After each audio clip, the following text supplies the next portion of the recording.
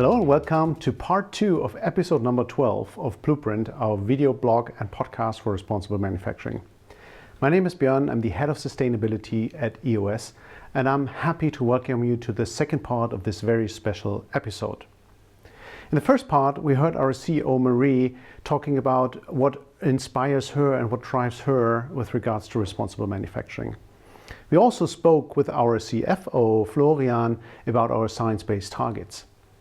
And from purpose and climate strategy now, how this translates into a tangible benefit for our customers. And for that, I'm really pleased to welcome my dear two colleagues, Vanessa and Sophia, to Blueprint. Thanks for joining us today. May I ask you to please shortly introduce yourself? Maybe Vanessa, you start. Yeah, sure. Thanks for having us, Björn. My name is Vanessa. I'm the product manager in our polymer business. I'm here in the headquarters in Criley. Yeah, hi, and thank you, Björn. I'm Sophia. I'm based in Finland. And I'm responsible for our EOS metal material portfolio.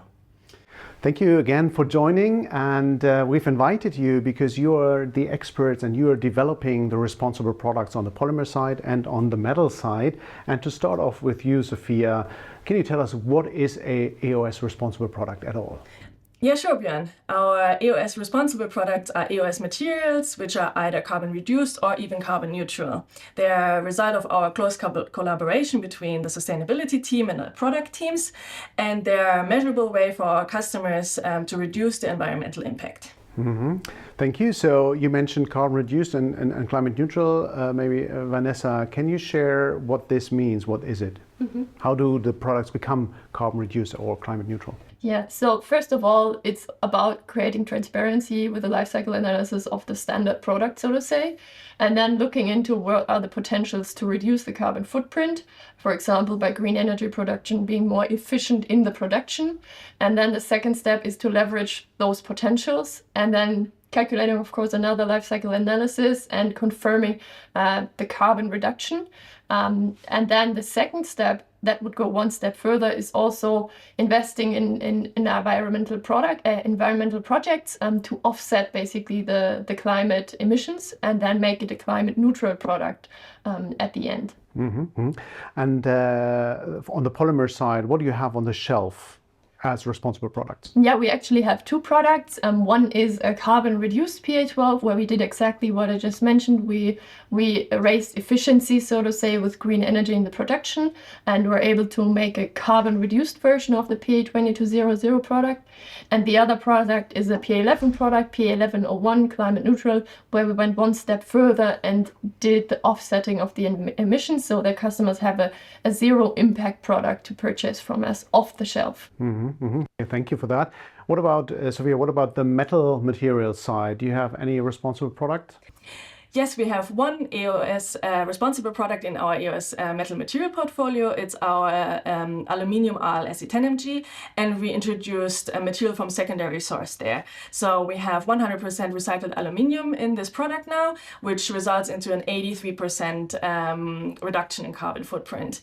And it's currently available for all of our customers and already quite liked by our customers. That sounds like a huge improvement on the carbon reduction side. So, but anything you plan to do? Anything you plan to expand your offerings there? Yeah, so we are hoping to bring also more production efficiency, what Vanessa already mentioned, and then increase the recycling content of our portfolio in general. So we're looking for secondary sources for the raw materials or the metals for different products in our portfolio, and hope to decrease the carbon footprint of our whole portfolio slowly but ongoing. Mm-hmm, mm-hmm. Thank you. And then last question, Vanessa, I mean, we heard about it a little bit already in the talks, but very focused. So what is the benefit really for the customer of these products? So the main focus on the one hand side is to have transparency about the scope 3 emissions that a customer has, where there's not too much they can influence usually.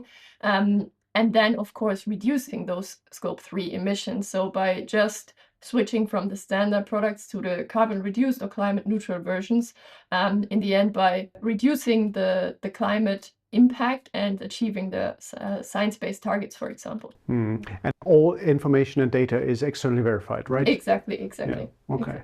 Thank you, Vanessa and Sophia, for taking the time for explaining what the responsible products are, and most importantly, for further developing them. So I'm looking forward to see more of that in the near future. Thank you so much.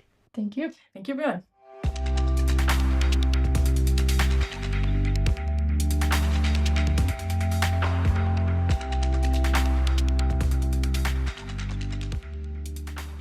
We just heard how the responsible products help to reduce our customers' carbon footprint, enabling them to offer more sustainable parts or products to their own customers.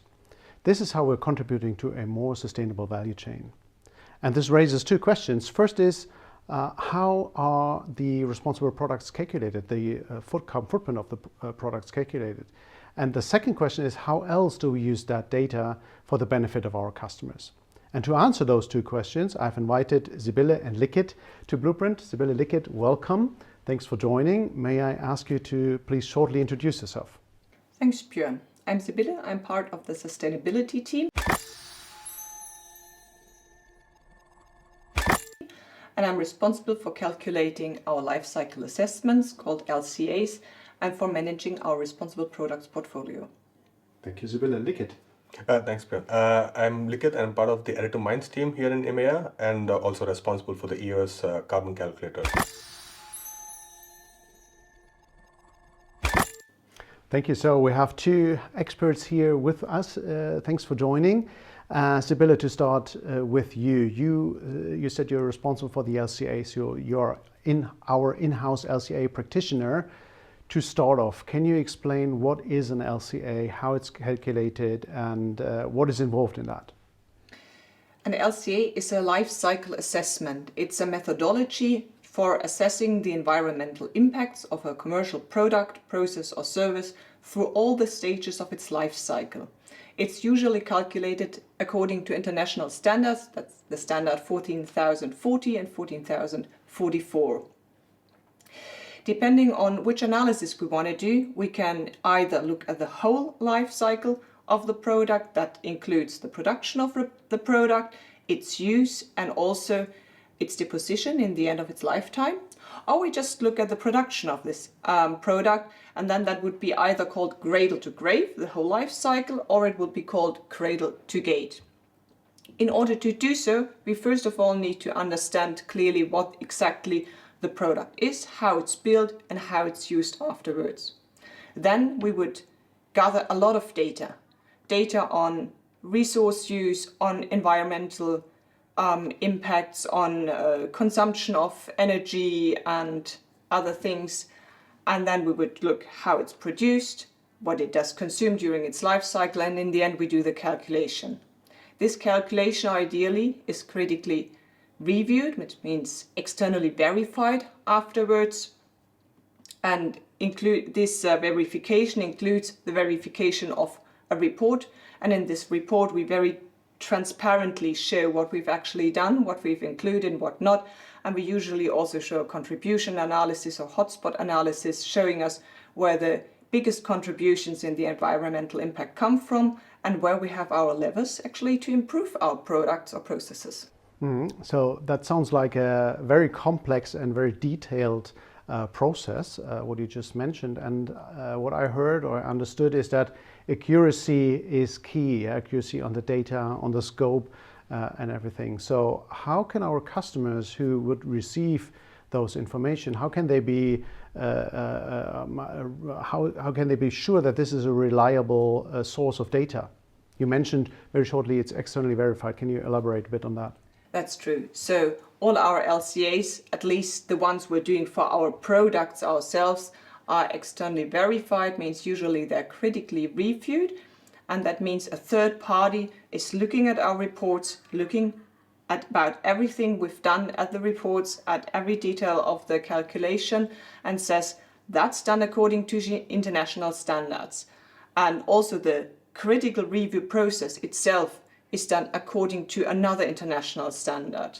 And in addition, we're offering to our customers not just a one-pager with the most essential LCA data of the products, we're also having a report for third parties that is available upon request. So we're very transparent of what we're doing.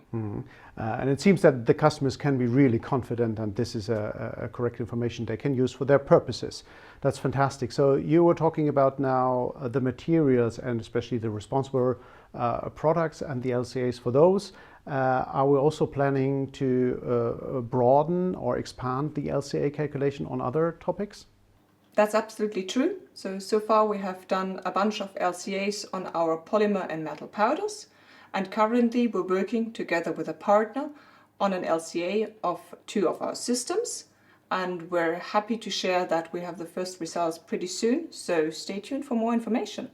So that's going to be interesting. I'm really already looking forward to that information, as this is quite unique, I think, because there's not a lot of transparency so far in our industry on these topics. So thank you for sharing that. And that leads me to the second part of the question, which was what else are we doing with this? And Likhith, that's the question going to you. What else are we doing with the data from the LCAs?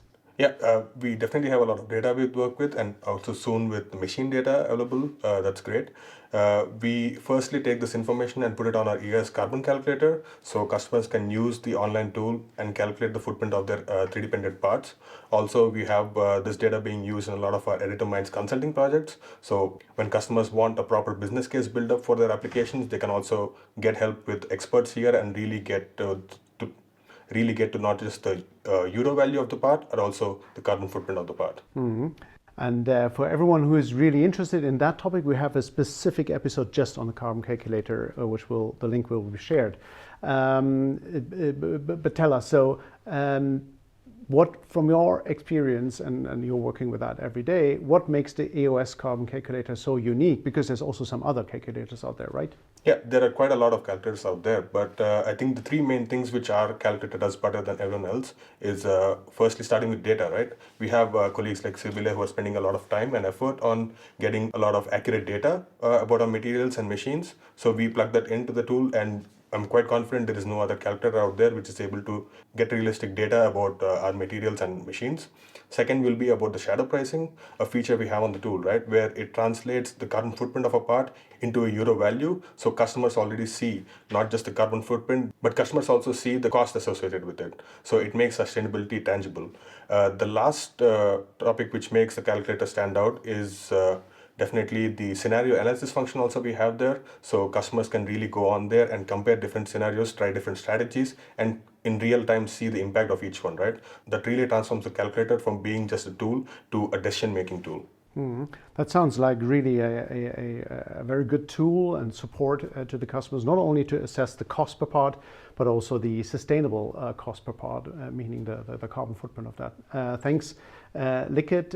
Thanks, Sybille. That's fantastic what you're working on. And I think what comes together here is data, the transparency, and the innovation that helps us drive responsible manufacturing forward and supports our customers on their very own journey of sustainability. So thank you so much. I'm looking forward to more LCAs, curious about the system LCAs and also of the development of the carbon calculator. Thank you for your time. Thanks. Thank you. Thank you, Björn.